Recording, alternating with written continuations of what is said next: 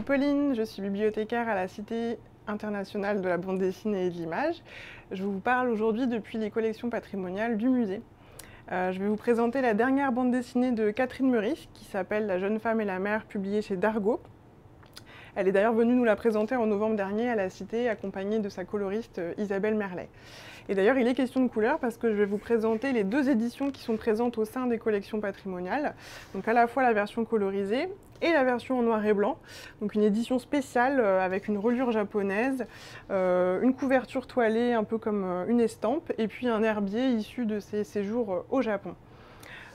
Donc en effet, c'est la mission de la bibliothèque patrimoniale de conserver et de mettre à disposition ce type d'éditions limitées à petit tirage, qui sont plus difficiles à trouver une fois que la sortie en librairie a eu lieu il y a quelques temps.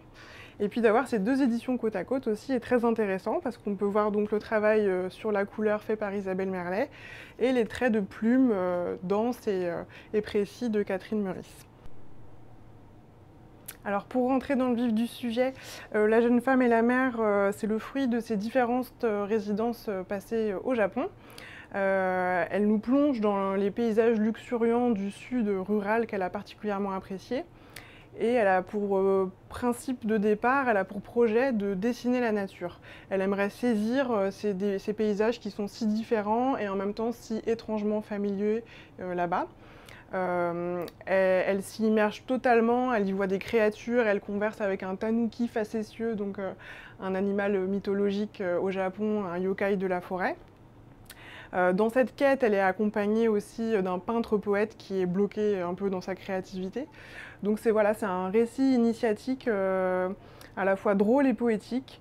Elle convoque les figures de l'art comme elle aime le faire. Donc là, c'est l'Ophélie de Millet ou bien sûr Hokusai.